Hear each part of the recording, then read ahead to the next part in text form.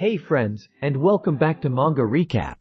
We last left off on the protagonist meeting his instructor to learn the ways of the yokai. Will his mixed breed body be enough for these trials and tribulations, or will he be the weak human they see him as? Now let's recap. Troll bonded by the fox yokai. A series of surreal scenes unfold before his eyes. But the boy no longer groaned. What the hell? Just standing frozen in surprise. Definitely won't help him in his current situation. The situation he is facing currently is a reality where he has to accept and adapt somehow. You saw that, newbie? So this is magic. It's the ability to consume and use energy and forces. There are two types of magic. It's divided into unique magic and acquired magic. I am sure you already know what the first unique magic is. An example is the Goblin serum, a race-specific ability that your bloodline remembers. To use it, you don't have to learn anything special. And it's as easy as breathing when you get the hang of it. But in the case of acquired magic, it is a difference. Any monster can use it as long as they learn it. Learning and training are essential for that. And not to mention the quality of the skill. You see this guy who's stuck, right? Pay attention. He neglected his training because of his natural size and strength. And now he gets humiliated by a simple binding.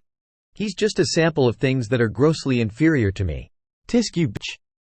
Anyways, now that it has come to this, I'm gonna teach you. Let me be clear in advance. I don't like annoying processes. If the results are worth my time, you'd feel my wrath. So if you're not ready, I recommend you give up now.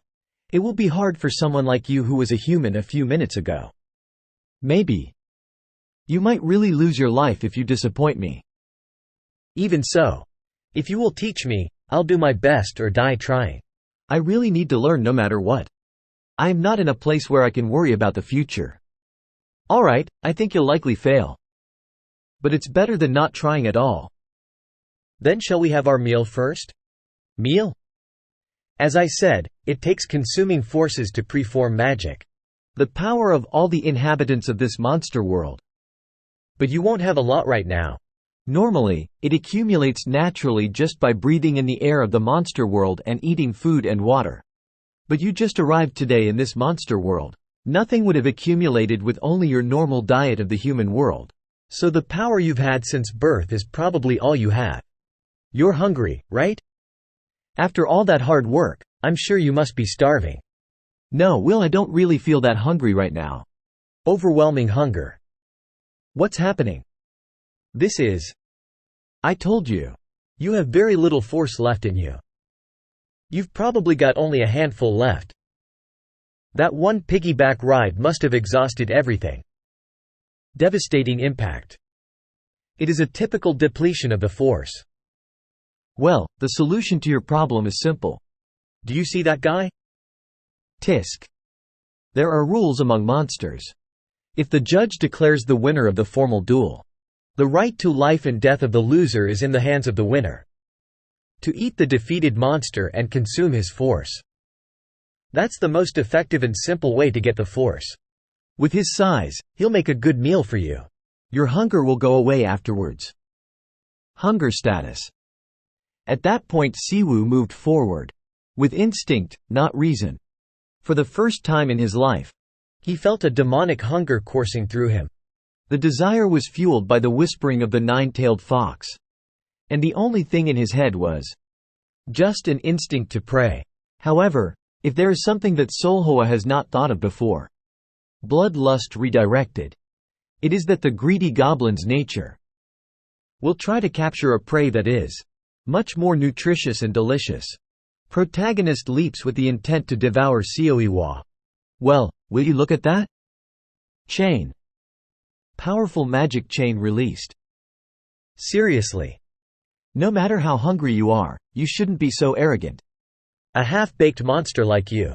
Really think you can eat me? I guess I must have looked pretty easy to you, right? I'll have to properly fix your bad manners.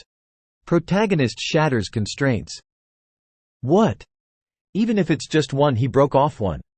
Just with his arm strength. Burst impact. Yes. Even if you're half-baked, a goblin is still a goblin. That's what you want to show, is it? Alright, I acknowledge you. Protagonist charges. Drawing summon circle. Summon. Blessed Great Demon King. One fist. Demon Lord fist strikes protagonist. Ha. Energy gathering in the palm of the Demon Lord. Palm. Beam travels leaving nothing left but destruction.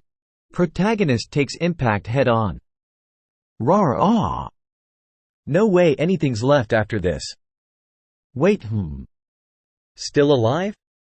Well, even if he's dead, there's no helping it. He was asking for death anyway when he attacked me.